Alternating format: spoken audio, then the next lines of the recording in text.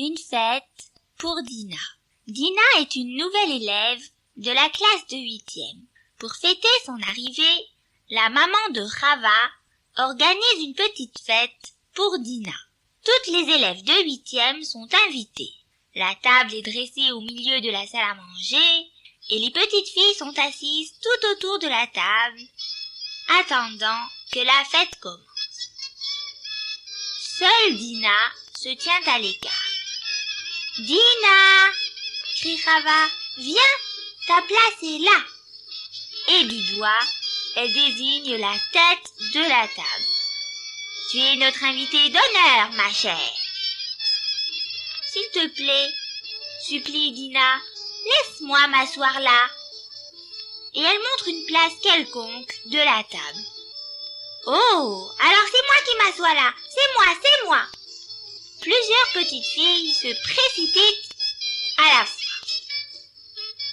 « Non, c'est la place de Dina !» dit Rava fermement, « et de personne d'autre. » Les enfants se mettent à bavarder. Dina prend sa place comme elle en a reçu l'ordre et la fête commence. Batsheva a préparé un Dvar Torah. Elle raconte.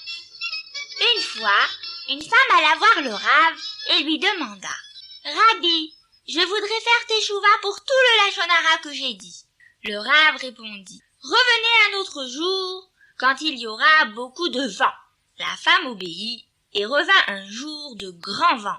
Le Rav lui montra une paire de ciseaux et un gros sac de plumes qu'il avait réservé pour elle et lui dit « Allez dehors et coupez le sac. » La femme était très étonnée, mais elle obéit. Le vent emporta toutes les plumes qui s'envolèrent dans la rue, sur les maisons, dans les arbres.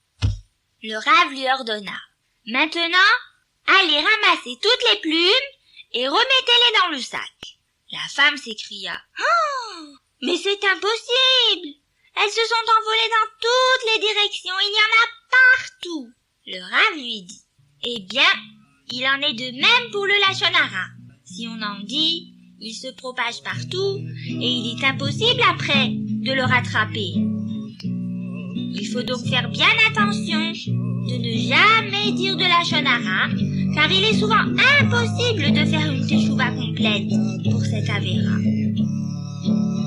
Batsheva termine son Dvar Torah en disant « Et Hachem donne une longue vie à ceux qui ne disent pas de mal des autres. » Myriam rajoute « C'est vrai, le Rav Ephraïm qui ne disait jamais de lashon hara a vécu presque 100 ans. » Batsheva a terminé et tout le monde applaudit très fort. « Et maintenant, annonce Rava, c'est l'heure du goûter. » Rava et sa maman vont chercher les plateaux.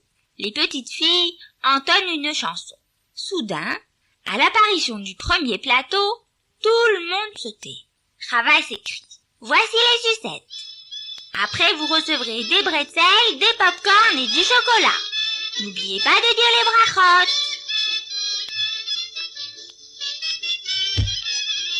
Dina regarde bouche bée et avec de grands yeux. Rava et sa maman ont à peine le temps de poser les plateaux sur la table que déjà les enfants se jettent sur les friandises et dévorent tout jusqu'au dernier pop-corn. Elles bourrent leur bouche et bourrent leur poche. Tout a disparu si vite que Dina n'a rien reçu. Elle est muette de stupéfaction. Mais Dina n'est pas habituée à se jeter sur la nourriture. Elle sait que ce n'est pas bien. Elle a appris que Haman était de ceux qui veulent tout pour eux. Il voulait tous les honneurs, tout. Quant à la reine Esther, elle était restée modestement à l'écart, alors que les autres jeunes filles poussaient pour passer les premières. Non, les personnes royales ne sont pas celles qui bousculent. Dina pense tout cela, tandis que les petites filles qui ont fini de manger se sont mises à jouer. Et maintenant, dit Rava, ma maman a gardé le meilleur pour la fin.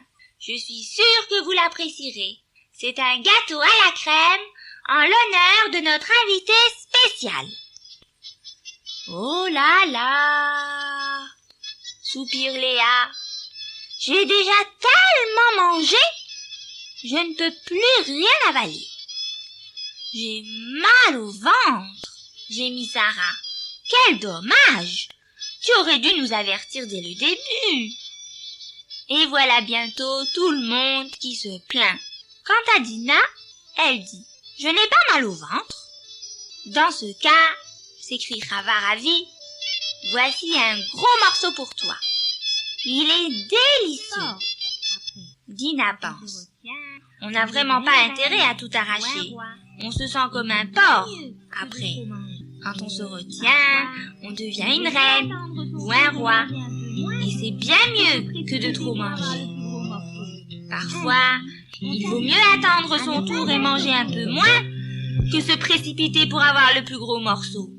Ainsi, on s'habitue à ne pas être glouton.